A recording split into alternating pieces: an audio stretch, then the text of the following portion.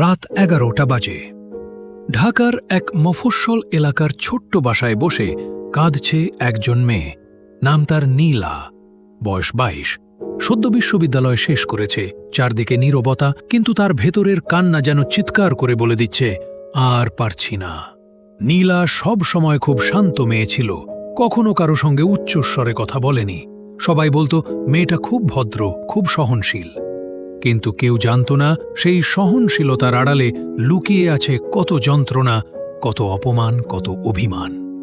ছোটবেলায় যখন স্কুলে এক ছেলে তার খাতা ছিঁড়ে ফেলেছিল, সে কিছু বলেনি। কলেজে যখন এক শিক্ষক অন্যায়ভাবে তাকে কম নম্বর দিয়েছিল, সেও চুপ ছিল।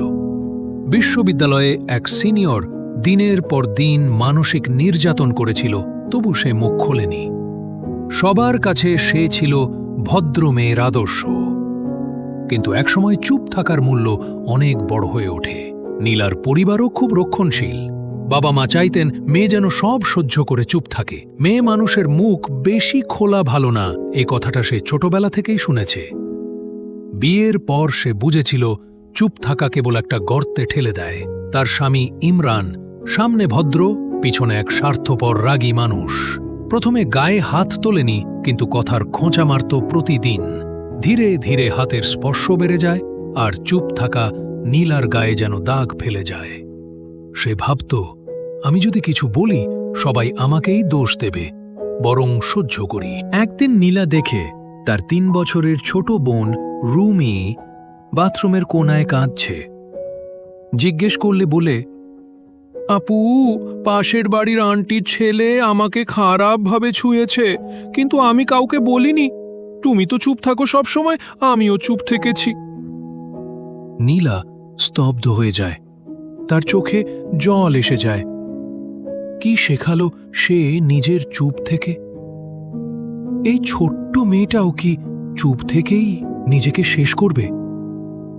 সেদিনই প্রথম নীলা নিজের জীবনকে প্রশ্ন করল, চুপ থেকে আমি কি পেলাম?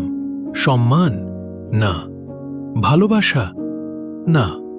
নিরাপত্তা? না। বরং চুপ থেকে আমি অন্যায়কে প্রশ্রয় দিয়েছি, ভুলকে সত্য করেছি, নিজেকে ছোট করেছি। আজ নীলা একটি এনজিও চালায়। ভয় নয়, প্রতিবাদ করো।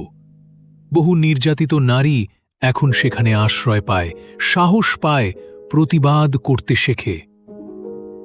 একটি টক শোতে উপস্থাপক জিজ্ঞেস করলেন, আপনার জীবনের সবচেয়ে বড় শিক্ষা কি? নীলা হাসি মুখে বলল, চুপ থাকলে কিছুই বদলায় না।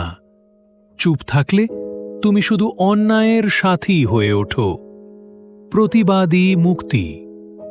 চুপ থাকা সবসময় শান্তি দেয় না, অনেক সময় চুপ থাকাটা অন্যায়ের অংশ হয়ে দাঁড়ায়।